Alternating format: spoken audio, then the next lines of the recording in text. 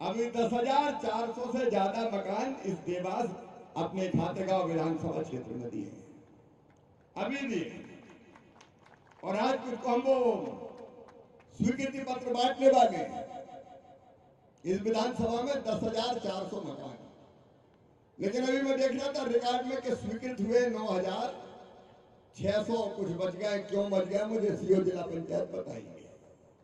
नमस्कार साथियों, कैसे हैं आप सभी लोग। स्वागत है हमारा चैनल फार्मर डीडी के ऊपर। साथियों, मैं बताना चाहता हूं कि जो हमारे केंद्रीय ग्रामीण आवास मंत्री हैं जो शिवराज सिंह चौहान जी, उन्होंने आज लाडली बहनों को उनके आवंटन सौंपे हैं और कितने आवासों की घोषणा की है, कितने लोगों को आवास दिया है, तमाम जानकारी इस वीडियो के माध्यम से जानेंगे। आज है 11 अप्रैल 2025 और लाडली बहनों को आवास मिल चुके हैं। तो देखिए, इतने मकान 1,000 की संख्या में क्यों रह गए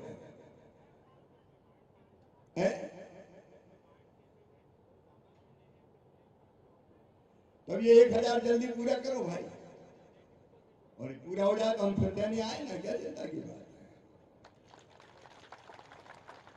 अब अप्रैल महीना शुरू हो गया। मध्य प्रदेश को पिछले साल 14 लाख मकान हमने दिए और अभी अप्रैल के महीने में 5 लाख और आवंटित मैं करूंगा, जिसमें ये कन्नौज खातेगांव के लिए भी मकान नहीं। हर गरीब का पक्का मकान। विशेषकर बहनें कहती देखो टूटी टपरिया देख तो लो, चलो जरा घर कैसे रह रहे, कैसे पड़े हम। मेरी बहनों, कोशिश ये है कि हर बहन का पक्का मकान बन जाए, बड़ा ना बने, छोटा बन जाए, लेकिन पक्की छत जरूर हो जाए। और ये मकान अभी भी आए हैं, अभी और देने वाले हैं। और जिनके नाम सर्वे की सूची में रह गए थे, कच्चे मकान है लेकिन आए नहीं सर्वे में, उनके लिए अब फिर सर्वे हो रहा है। अभी चल रहा है ना भाई सर्वे, लेकिन अभी अपने 30 तारीख तक चलना है, 30 अप्रैल तक चलना है। और सर्वे में सुन लो, 3 चीजें और बदली हमने। नंबर 1, पहले एक नियम था कि जिसकी आमदनी 10,000 से ज्यादा हो हर महीना उसको मकान नहीं मिलेगा। अब एक तरफ हम कह रहे हैं लखपति दीदी बनो, और दूसरी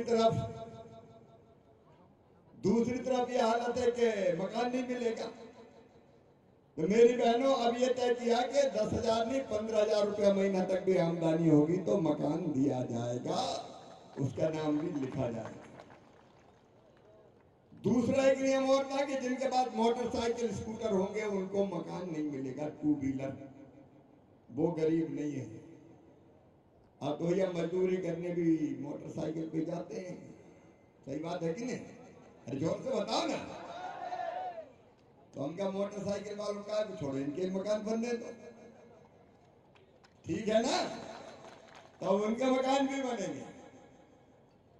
और तीसरी बात, और 2.5 एकड़ तक सिंचित जमीन और 5 एकड़ तक असिंचित जमीन वाले किसानों के भी मकान बनाए जाएंगे। अब कहां ज्यादा बची, 1.5 एकड़, 2 एकड़, 2.5 एकड़, मुश्किल से गुजारा चल रहा है। तो ये 3 बड़े परिवर्तन किए हैं।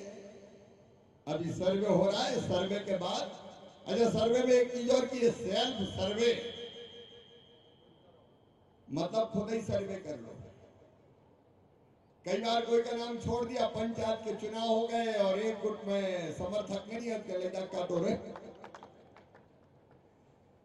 तो प्रावधान कर दिया कि भैया खुद ही फोटो खींचो, आवास ऐप खोलो, लॉगिन करो और खुद ही अपलोड कर दो, सर्वे अपने आप हो जाएगा। नाम जो भी है आपका पूरा डाल दो, तो कोई के भरोसे ही नहीं बचे। हाँ, एक बार फिजिकली अगर कोई ने झूठ लिखा होगा तो जरूर देखेंगे कि पक्के मकान वाले तो नहीं दिख दिया, और रजिस्ट्रेशन हो जाएगा।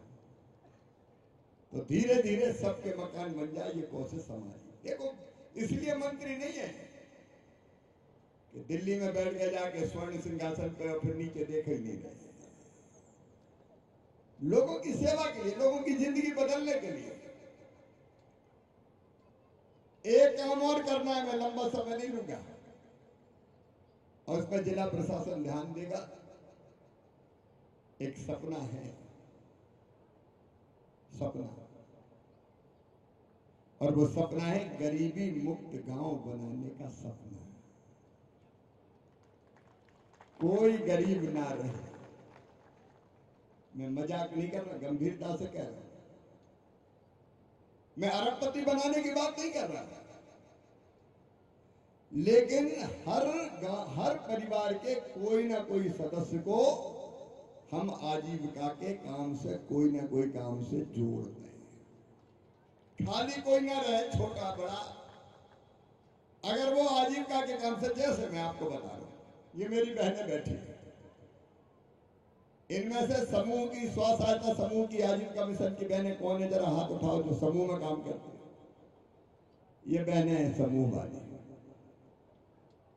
इनकी जिंदगी बदल रही है। इनके समूह की बहनों को ट्रेनिंग देते हैं, ट्रेनिंग देके उनका समूह थोड़ी बचत करता है, फिर सरकार पैसा देती है जिसको रिवॉल्विंग फंड कहते हैं समूह को। खातेगांव के प्रधानमंत्री आवास अनिल काशीराम मिर्जापुर। आइए अनिल काशीराम मिर्जापुर, रास्ता छोड़ो भैया जरा। अनिल काशीराम मिर्जापुर।